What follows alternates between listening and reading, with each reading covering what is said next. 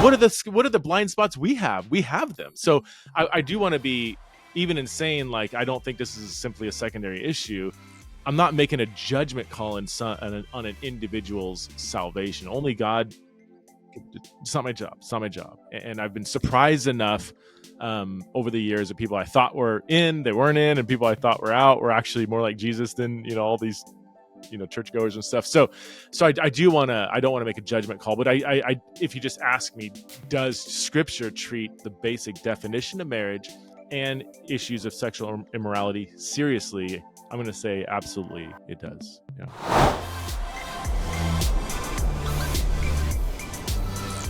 Preston, welcome to the happy hour.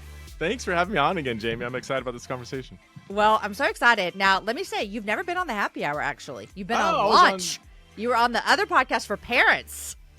Oh, so this is like the this is Jamie the Ivey show. This is the Jamie Ivey happy hour. This is the gold star. Right. Truth be told, I've wanted to have you on forever. And we got you on our podcast Launch, which I was just looking at it, and that came out in September last year. My friend Lisa Whittleline, we talking about sex with your kids. Preston was our expert. And then the best thing happened is that when Preston was the expert, he was like, Jamie and Lisa said great things. Here's what I wish they would have talked about. And I was like, well, how about we get you back? And so in May, we released a whole episode over there talking really about having conversations about sexuality and transgender and all those things for our kids. So Preston, it's an honor to have you on the happy hour. It's an honor to be here, Jamie. So excited. Okay, well, before we dive in, because you have a book, when did your book come out? Let me see. I should know that as an August interviewer. 1st. August 1st. And here we are, the end of October. It's not too late, you guys. But we're going to talk about a subject today that I think can make people feel uncomfortable. It can make people feel scared. It can make people feel angry. And man, you are the best person I can imagine having this conversation with. And so I'm so excited. So before we jump into our conversation, I want you to tell me what you do for a living. What's your job? What are you doing these days up in Boise? Yeah, in the post-COVID world, it's hard to pin that down. Like, I don't even know how to answer that question when people ask me, but here's several things I do.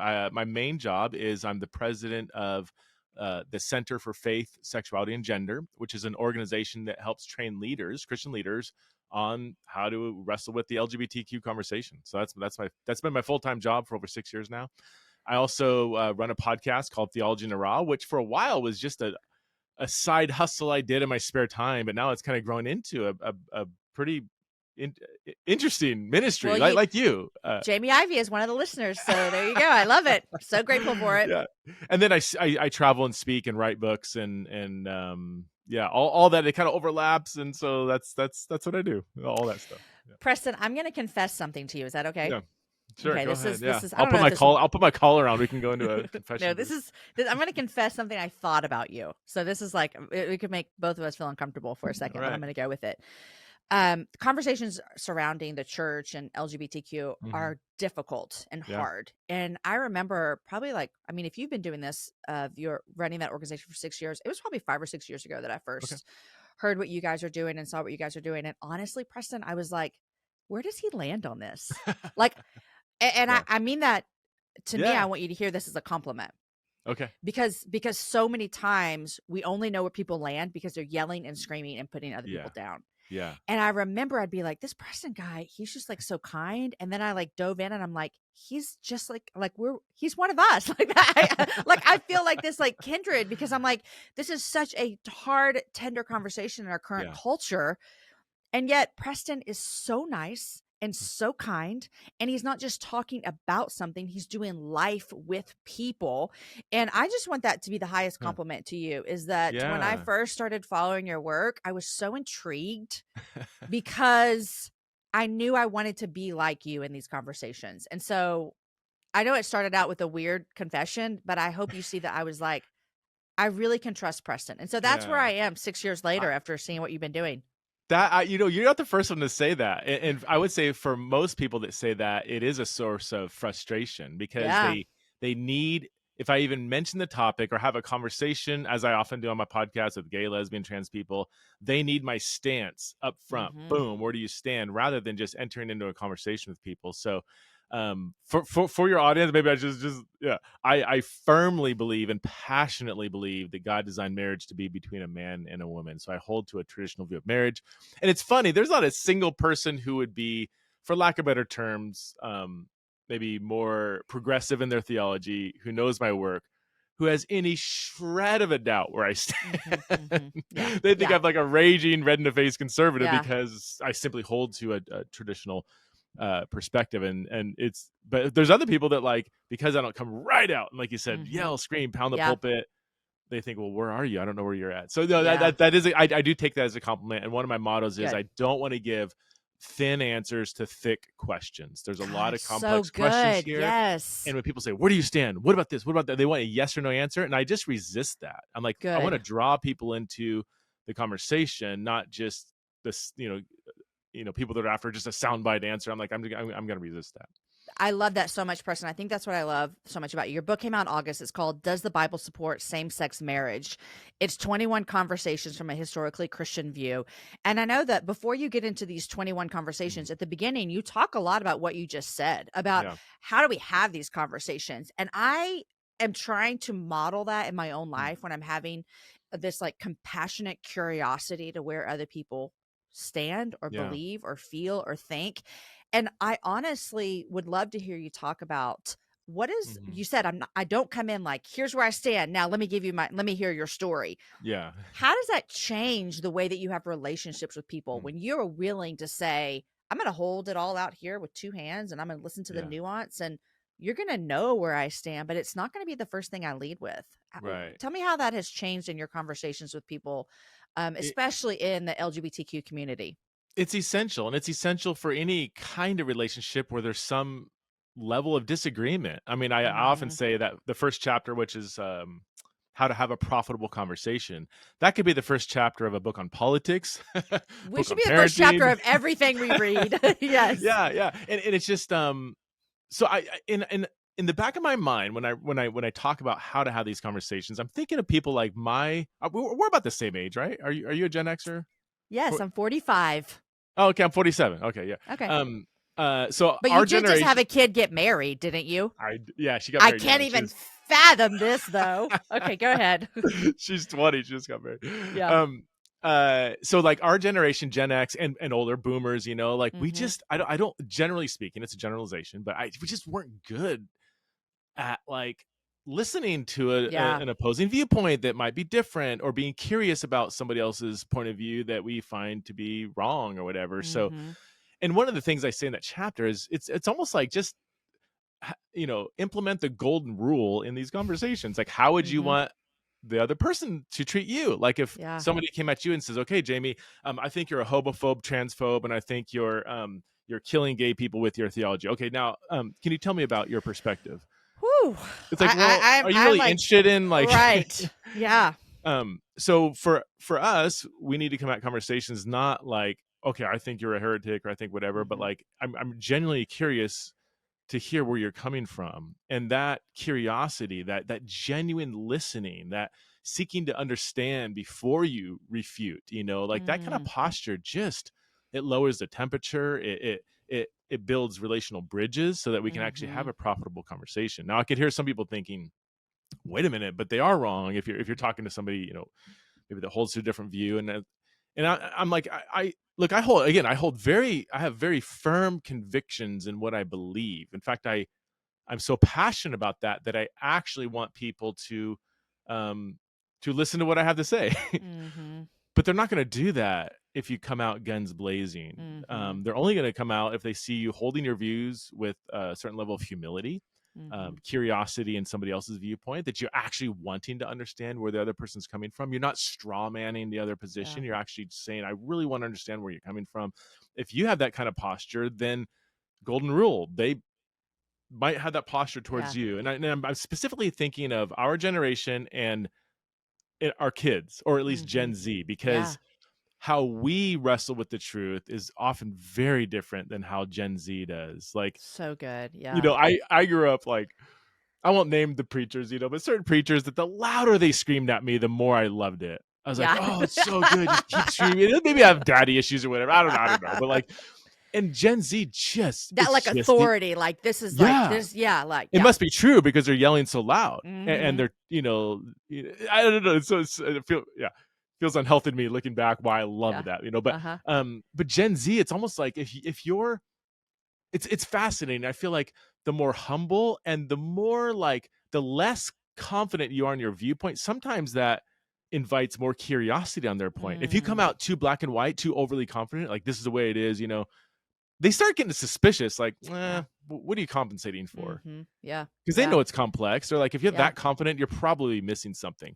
But if you're Yeah. like, you know what, based on what I've read and studied, here's where I'm at, and here's why, but I would love to hear Mm-hmm. what's your viewpoint, and do you have any do you see any holes in kind of my view? Like if you Mm-hmm. invite that kind of interaction, it just gives more credibility to your viewpoint too, especially to a younger generation. So It's so interesting, and I've heard you talk about that before on your podcast.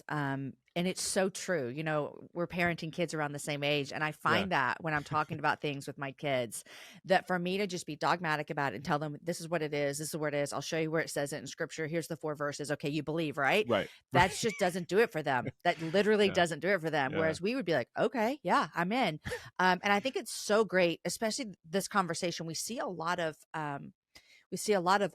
parents or older mhm, generation, 40, 50, 60, having this conversation with younger people, and they're just like hitting walls, and they're yeah, hitting walls. And I think you're talking a lot about this. So your yeah, your first start of this book talks about really how do we have conversations, which again, yeah. if you just read the first chapter, you're gonna be a better human, guys. So there's that. But you really dive into 21 conversations Mhm, from a historically Christian view. Now, yeah. you've been doing so much work. You've been living life. You have been doing conferences. You've been doing research, all these things. Could you have come up with 40? I mean, where Yeah. the 20, was it just like here are the highest 21, or your I know publisher's like 21 is 21's a great number, you know? yeah. You have like, the number 7, the number 10, and then 21. These are kind of Uh-huh. like, and it wasn't planned that way. I literally had a word count in the book, and I kept coming up with what are the ones that I keep hearing over and over and over. Uh-huh. And I just, after I got done with 21, I was like, I could go 23, 24, but I've hit my Yeah. word count. I wanted the book to be manageable. I didn't want it to be Mm-hmm. 400 pages, Yeah. So I was like, yeah, I think I got all the main ones. Now I know there's gonna be critics saying, well, Yeah. you didn't miss you didn't, what Uh-huh. about this? What Yeah. about that? And I'm like, in my 10 years in this conversation, 3 people have asked that question. So just Yeah. because Yeah. it's Yeah. your main Uh-huh. argument, Yeah. I am Yeah. writing kind of to what other people are Yeah. asking. Yeah. So yeah, I call Um, them 21 conversations. At the end of the day, they are responses to arguments against traditional marriage is how I guess you can frame it. I just wanted mhm. to frame it as a conversation. But yeah, I'm responding to all Yeah. of the sort of counter arguments to traditional marriage. The Bible's been mistranslated, or Mhm. isn't love love, and Mhm. weren't the biblical authors writing from their ancient perspective, and if Yeah. they knew what we know now, they wouldn't have said what they did. All these kind of Mhm. things that Yeah. come up. So that's what the book's all about. I wanna dive into some of the conversations, and then you guys, I go pick up this book. It's available anywhere. And then on your podcast, Theology and the Raw, Yeah, yeah, right? yeah, yeah, Yeah. yeah. You have a 2-part series about this book that I've Mhm. already listened to. It's really great. But I wanna ask you this, Preston. 2023, I've been following Jesus since 1999. Um, it parenting teenagers, maybe this is more where it feels to me like these conversations are louder than ever before. Yeah, You agree? yeah, yeah. Okay, Oh then yeah, my yeah. next question is Everything's why. whew, that's a great question. I think there's several factors, and I'm not a social scientist that can really pin down. I don't have hard data on this, but I do think we live in a broader polarized society. I think it goes back to the rise of, just the internet, social media, and then even things like media, just mass media and social Mhm. media, incentivizing anger and fear. And I feel Mm. like our our view of society has just become so polarized that either you're in Mhm. this camp or that camp. If you're not affirming, then you must hate gay people. Like, it's very binary. And I do feel Yeah. like just the nature of how information is being spread and passed on today through social media and through through mainstream media and politics and Mhm. everything. I just feel like it's exacerbating that polarization. So, Yeah. and then I think COVID just threw gasoline on that polarization too, and how people responded to that. And if you wear a mask, you're a heretic. If you don't wear a mask, you're a heretic. And just we're just searching for things to divide over. I mean, we live in a day Mhm. when whole churches and families have divided over. I This is gonna take us off the field, so maybe I shouldn't even go here. You can edit this out if you want, but Yeah. wearing a mask is like Mhm. blowing churches apart. I'm like, Yeah. how sad is that? Yeah. And I'm not Yeah. saying these issues didn't have and more important For things sure. surrounding it, but yeah, I think we're just on edge as a Mhm. society and as a church. I think there's so Yeah. much just fear and anger driving so much of what we do. And of course, Yeah. this is a very contentious topic, Yeah. and so it's just falling right in line, I think, with a lot of that Mhm. anger and fear. Yeah. Yeah. Yeah, Well, of your 21 arguments that you've heard that you were kind of writing rebuttals about, or sure. speaking to them, I want to dive into a few of them. Okay. And one of them that I want to dive into is this agree to disagree. Can't we Yeah. just agree to disagree? And I hear that often. And I'll be honest, there's a part of me that's like, okay, yeah, like sure, Yeah. like it's just this. Let's just agree to disagree. Um, but what do you say to Yeah. that argument? I'm getting that a lot, and I would say this argument or conversation, I think it's number 20 in the book, is really dear to my heart because for especially early on in my journey when I was really doing initial research on the topic, I was really wrestling with this because I was building a lot of relationships with gay and lesbian people, and Mhm. found out some of them were amazing, and we're still friends to today. And yet theologically I was like, I can't get there with same-sex marriage, but I was like, man, I wonder if this agree to disagree perspective is where it's at. And what I mean by agree to disagree is that, isn't this not really that important of an issue? It's a secondary issue. The Bible's Like not. baptism or something. Like Yeah, we can agree to baptism, disagree. end times, whether Christians should Mhm. drink alcohol or whether they should drink Bud Light or whatever. Right. Just like these things are like, okay, you can have strong opinions, but at the end of the day, this is not like a Yeah. gospel issue. So Mhm. I what I do in each of these chapters is I try to do my best to represent the argument. Number one, like what is the Mhm. argument? And then number two, I try to find something positive in it. And that's another point going back to chapter one is like, if can you Mhm. find something in somebody else's position that you agree with? That Mhm. just often builds a relational bridge that helps to have a profitable conversation, even if at the end of the day you end up really disagreeing. So, I love the heart behind this argument. And again, this isn't as much of an argument for same-sex marriage. It just often comes Mhm. up in the For conversation. sure. So I love the passion for unity. There's Mm. people that are so passionate for the unity of the church.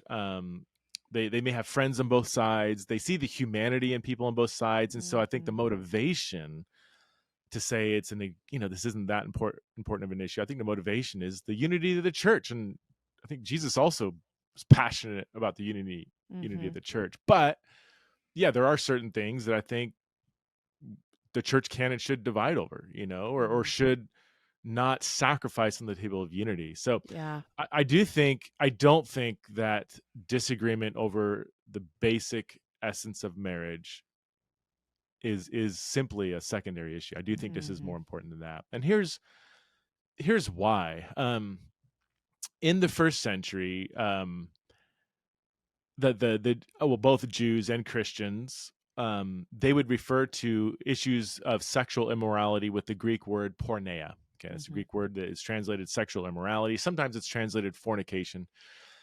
And sins along these lines were treated extremely, I won't say severely, but these were very important issues. You have Mhm. very strong statements both from Jesus, from the apostles, and the rest of the New Testament around we need to treat issues of sexual immorality seriously. Now, both Jews and Christians of the first century would consider any kind of sexual relationship outside of a marriage, and I mean male female marriage, they would just label that porneia. This is Mhm. all of it is sexual immorality. And you have many passages in the New Testament that doesn't there's not a single verse in the New Testament that would treat sexual immorality as, well, that's your interpretation, Mm-hmm. and we can kind of agree to disagree. This isn't that important of an issue. Like, I just have nothing to go on in the New Testament to Mm-hmm. say if something is considered sexual immorality, then it's not that big of a deal. So to me, that it was a friend that pointed that out to me years ago when he was kind of catching my agree to disagree vibes. I was like working hard to make this not that big of an issue, and he's like, and he brought this up to me, and I'm like, I instantly like, yeah, I think you're right. If I do hold to a traditional view, by definition, all sex outside of male female marriages Mm-hmm. is sexual immorality. So Yeah. now let me come kind of full circle and say, I that doesn't mean I think that people who are affirming, aren't genuine Christians.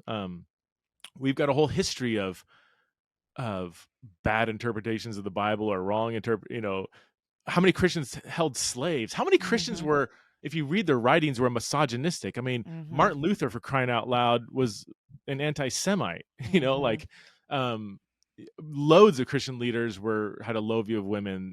There's a Mm-hmm. direct violation of Genesis 1. What are the blind spots we have? We have Right. them. So Mm-hmm. I do want to be, even in saying, like, I don't think this is simply a secondary issue. I'm not making a judgment call on an individual's Mm-hmm. salvation. Only God. Because that's not your job. It's not my job. It's not my job. And I've Yeah. been surprised enough over the years of people I thought were in, they weren't in, and people I thought were out were actually more like Jesus than all these churchgoers and stuff. So I don't want to make a judgment call, but I if you just ask me, does Scripture treat the basic definition of marriage and Mm-hmm. issues of sexual immorality seriously? I'm going to say absolutely it does. Mm-hmm. Yeah. One of your things that you talk about is this idea of like, love is love. Why would you get in the way of someone being able to experience love? Yeah. And I don't know if it's in this discussion that you talk about, isn't that everyone's like right to be able to Right. love who they want and do what they want to do and Right. marry who they want? Isn't that like, why would you Yeah. get in the way of that for someone? Right. And again, I love so much how you're always like, let me find something in your Yeah. argument that I can agree with. And I can agree, like, man, love is good, and Yeah. like I see where you're coming from. So what about that discussion that people are having? Like, come on, Preston, like, Yeah. love is love. Well, I gotta understand why you can't let this be okay. There's a power to this argument that I think we need to really appreciate. And I do. In that chapter, I spent a lot of time on this one, especially like helping people who might immediately want to critique the argument on an intellectual level, which, to jump forward, I think isn't that difficult to do. I think people want to just immediately dismantle the argument, and I want to slow people down to say, if somebody brings this up, I want you to linger in the heart Mm-hmm. behind this argument here. We all have a desire to love and be loved, and that's a cry of the human heart. We live in an age where loneliness is Mm-hmm. at an all-time high, where people aren't feeling love, aren't loving well.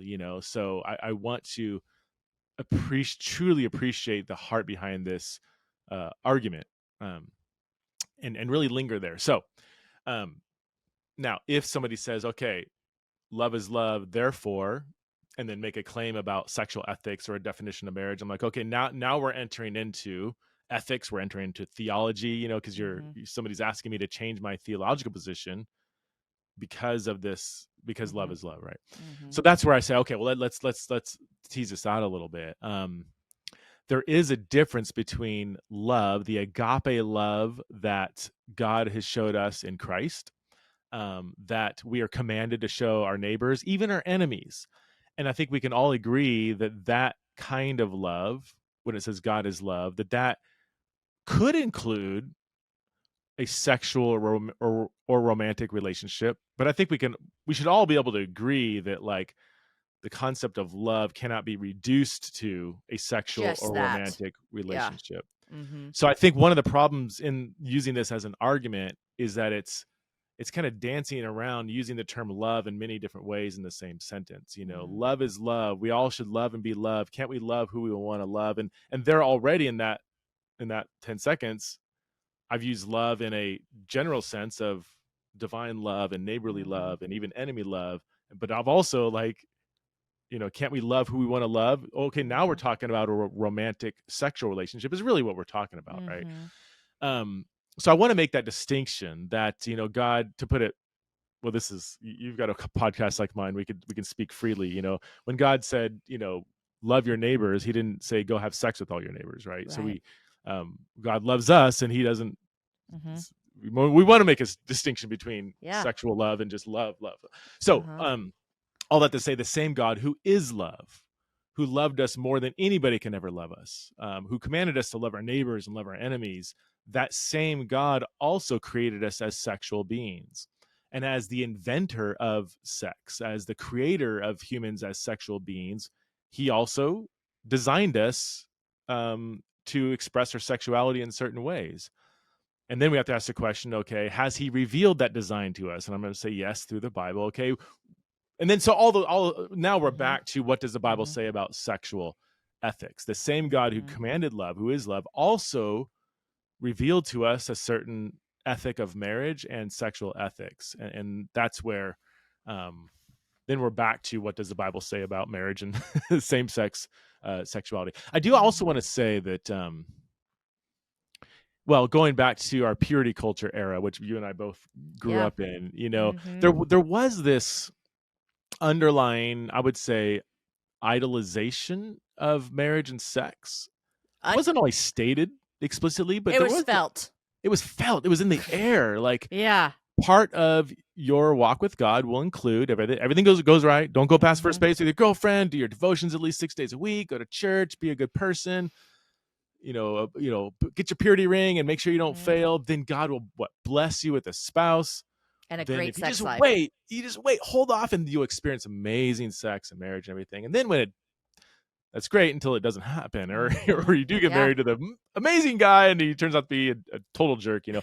Anyway, so I do think there was this kind of like, we can't Mhm. really flourish as humans unless we are Mm. married to our soulmate, having a great sex life.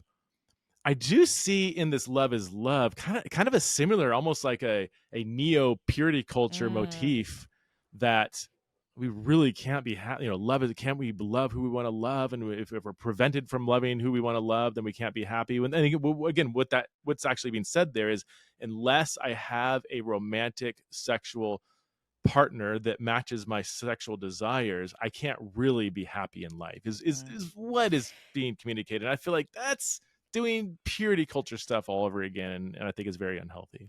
I heard you talk about that on a podcast, and I had never obviously related any of that together. Mm, And then I'm like, wow, it feels that way. I'll tell you, God's done, I think I told you this probably when you were on the other podcast launch, just God's done such a work in my heart on all of these areas because I have friends who are gay. yeah. And I'll tell you an example of this. We've changed our narrative when we talk to our kids. We've changed it to like, if you go to college, if you get married, if you have kids. Whereas we grew up, it was like, when you go to college, when you get married, when you have kids. It was like the Yeah. way that your life worked. And we've just changed that narrative because Yeah. although we don't believe marriage is for everyone, we also don't believe college is for everyone, or have whatever, Yeah. fill in the blank with all the Yeah. things. And we had we were having dinner the other night, and one of our friends was over at our dinner table eating with us, and he is gay and living a life following Jesus, not seeking any kind of relationship with same Yeah. sex. And we were joking. It was like, to explain it to you, it sounds like we're like weirdo people, but we were talking about like, oh man, what would I do if dad died? Like the kids were there. This is very crazy conversation. This sounds But like conversations we have in our household, so keep going. okay, the sprinkles. Okay, good. Oh, yeah, So we're like, and I said like, oh, I would want you to get married again, So we're having the conversation, and Aaron's like, I bet you'd be married in like 2 months, Jamie. So we're having this funny ha ha ha ha ha. And Preston, I stopped myself, and I told Aaron about this later, and I like was praising God for the work He's done in my own heart. But I stopped myself and praised God I didn't say it out loud, with our friend who's sitting at the table, who has said, I will never Mm. experience sexual intimacy. I will never experience love within a marriage. I thought in my head, and the Holy Spirit closed my mouth. But what I thought was, Mm. you wouldn't expect me to live the rest of my life without being married, would Oh you? my gosh, yeah, yeah. Isn't that A- wild? And like, if I were to confess, I kind of feel that way. Like, like, and there is like, I've been married for 24 years. I've tasted it. I like being married. I like the partnership. But underneath that, is Yeah. this idea that Yeah. I deserve it, it's what's best, and I'll be my best if I'm married. Yeah. And I told Aaron about it, hours after our friend had left, and I was like, "You're not gonna believe," and he goes, "I'm so glad you didn't say that because we're working so hard to change the narrative in our family within our own Yeah. hearts." And that's that idea, that Yeah. like We, being able to love someone intimately and sexually is the best thing that could ever happen to you, and that we deserve it. yeah. Yeah. So I've got 3 teenage daughters. One just got married, teenage son, and we've got we've got, several good friends that are like that, gay and Mhm. even, committed to celibacy. One in particular, Greg Coles, is, he's basically a family to us, and Mhm. Yeah. it is interesting because we'll just have, there's guests you have in your home, and then there's just people that just feel like family, and then Exactly. when they feel like family, you just talk freely, right? And Uh-huh. I'm constantly same thing. Even as passionately as I believe in Yep. marriage is not a promise, it's a possibility, it's a Right. calling for some but not Mhm. all, or maybe many but not all. And I catch myself all the time talking about daughters, and it's often just when you get married and when Yep. it's this assumption that of course you're gonna, Mhm. that's just the next stage in a Yeah. happy flourishing Yeah. life. And I often Yeah. kind of look at Greg, I'm like, this is interesting, Yeah. like, Yeah. wow, yeah, Yeah. And just you think, helped yeah. me even with that when we had our conversation on the Launch podcast, just about even with talking to our kids about sexuality, like just not introducing them to the idea that they could potentially be gay, but allowing space for them to be real and honest with what they're feeling. And that was just kind of mind blowing to me as well, and a Hmm. little scary, but to not have the conversation be so closed off that they wouldn't be comfortable talking to us about it. That's what it made me feel after our Exactly. conversation. Yeah, Um, yeah, I yeah. want to ask you this. You mentioned this jokingly at the beginning, that if we were to come into a conversation, someone came to me and they're like, without listening to me, and just said, "Jamie, you're like a homophobe. You hate gay people and you're causing all transgender people to kill themselves." Hmm. That's not an exaggeration. Like that No. that Hmm. is things that can be Yeah. said potentially, and um I'm sure that you get that for sure. Hmm. Yeah. But what does that feel like? And I guess I would just want you to kind of encourage those of us that are listening who have said, I believe in the traditional biblical view of marriage Hmm. that God created, this between a man and a woman sexually. I don't hate gay people. I think gay people can be a Christian. Like I don't think being gay is this, like we have all these things that we're like, but yet people would say that about us. Hmm.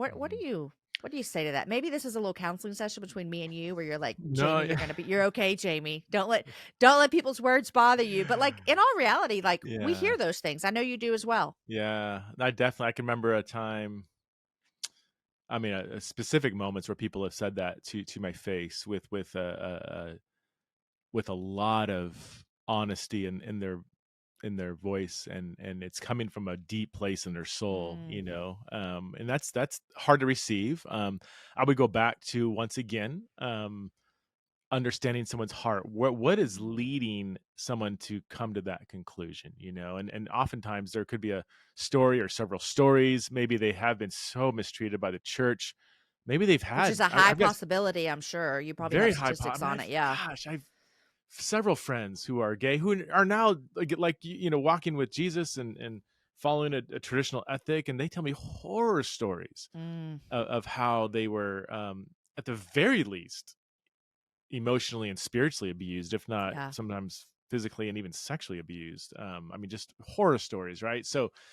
Um so sometimes gay and lesbian and trans people can have really horrific experiences in Mm, Christian environments, and we need to not say yeah but, or well, well, they also, like, we need to linger in that and repent mm, from bad behavior, unchristian behavior we've had on our part. And really what I tell people is, look, I going back to kind of where do I agree with some of these arguments, here I would say 100% the church and Christians, not everyone, okay, but the church as a whole and Christians as a whole, that we have done some really horrible things mm-hmm, towards LGBT people. There was a survey done a while back that discovered that 83% of LGBT people were raised in the church. mm, It's published in a book titled Us Versus Us, mm, to kind of combat this idea that you have, the church over here and we're all straight, and then you have the gay community out there mm-hmm. and they're all raging atheists that hate Christianity, and again, there's maybe a semblance of truth there, but loads of LGBT people have some kind of church background, and it didn't go well. Now, here's the thing. Most often, it wasn't simply a theological disagreement that drove them out of the church. It was relational stuff that we could change. You can hold to a traditional view and be a good listener, be compassionate, walk with somebody, allow them to process stuff and not demand that they have all the right answers at 15 when they come out as gay. There's a lot more relational stuff we could do better while holding to a traditional view of marriage. So all that to say, coming back to this as an argument, is the traditional view harming gay and lesbian people?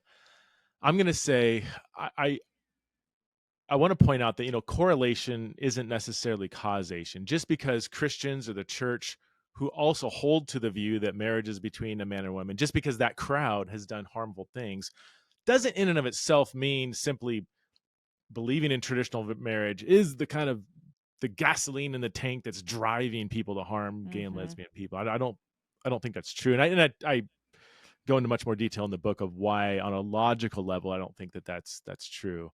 But honestly, yeah, I think with that argument, it's coming from such a deep relational place, and I think we need to listen seriously to that. And this is, you asked what I do for a living. My full-time job in the last 7 years has been trying to help the church maintain their view in traditional marriage, and also cultivate a much better, I would say, Christ-like posture toward everybody in the church, including those who have been marginalized by religion, namely LGBTQ people. Yeah, that's so wonderful. And I think this book, I'm so excited to read it. I told you that when we're recording this, I haven't received it yet, but that even though this interview is over, I told you, and I'll say this here as well, I will read this book because it is, as just a parent, as a leader, as a follower of Jesus, as a member of my local body, as someone who lives in Austin, Texas, these are conversations that are not lost on me and that are happening all around me. And so I just want to encourage the listening right now too, to go ahead and find this book and find your podcast as well. And I want to say this, I think I said on the launch podcast, my family and I, we've been going through very slowly but surely the videos from the Christian Sexuality series. Yeah. Now, the videos we have, I'm now realizing, might not have been for families. I got the ones for individuals. So I got it for me. Oh, okay. But I've been watching it with my kids. I'm sure it's fine, right? Yeah. They're all teenagers. Yeah. It's designed for 13 to 18-year-olds. 13 to 15 might be depending on their maturity, but that's what we have in mind. Yeah. So I'm going to put that in the show notes, and it's been really helpful for conversations around our house as well. And so you guys have done some great jobs with those videos. Awesome. Really Thank love you. them. Yeah, appreciate love that. them. Appreciate that.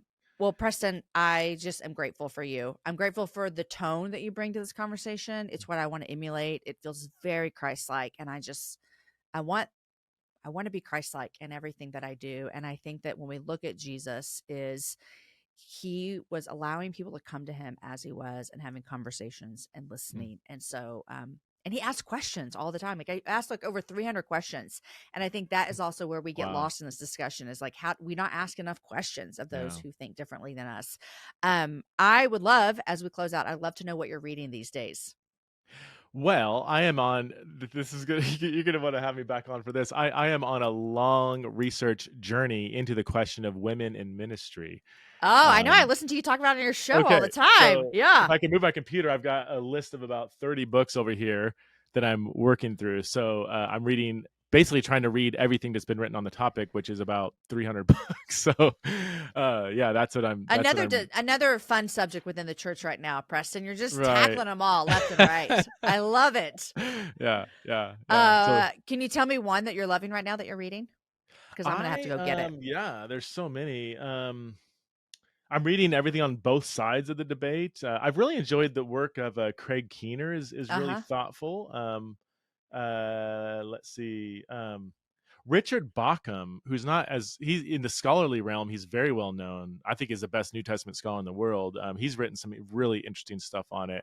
Another scholar, Bruce Winter, has done a lot of stuff on the Greco-Roman world and women in the first century. So yeah, these are not popular books. These are books that few people might want to actually read, but yeah, it scratches my scholarly itch, I guess. So yeah. I love it so much. Well, I should have introduced you as Dr. Preston Sprinkle. So No. my bad for that. Do you demand that your kids call you doctor sometimes? I try to, would. yeah. I would. I'd be like, I am not mom. I'm not Jamie. I'm doctor. I tell them to call me El Padre, and it hasn't stuck yet. And they'll say, "Well, Dad, you're not a real doctor." I'm like, "I have a PhD from a historian." And they're like, "Yeah, but you can't help us when we're sick." I'm like, fair enough. Okay. What did you get your doctorate in? It was in New Testament and Judaism, first century Judaism. Yeah. Exciting. Yeah. Well, I told you off air I'm starting school this fall, and so at Denver Seminary. So I actually really love to read and learn, and so I'm excited about it. You're gonna love it. Oh, you're gonna eat it up. Denver's. What great. if I just keep going, Preston? What if in like 10 years I'm like Dr. Ivey? Yeah. I don't think so, but I would make Aaron call me that sometimes. Well, when you finish that degree, you'll be master Jamie. How's that? Yeah. I love it. So Preston, thanks so much, guys. We're going to put in the show notes everything about this book, your podcast, your organization that you run. I mean, it's just like, if you're wanting to dive into information and conversations, Preston has so much there for you. And so I'm really grateful for the work that you're doing. It's helpful for me as a leader and as a mom. And so thanks for all your work. Thank you, Jamie. Thanks for having me on. Appreciate the conversation. Hey friends, I hope you love this conversation as much as I did. To make sure that you never miss any of the happy hour conversations, go ahead and hit the subscribe button below to make sure you're notified every time we release a new episode. And if you want more content today, click on those videos over there. I think you're going to like them just as much as you like the one today.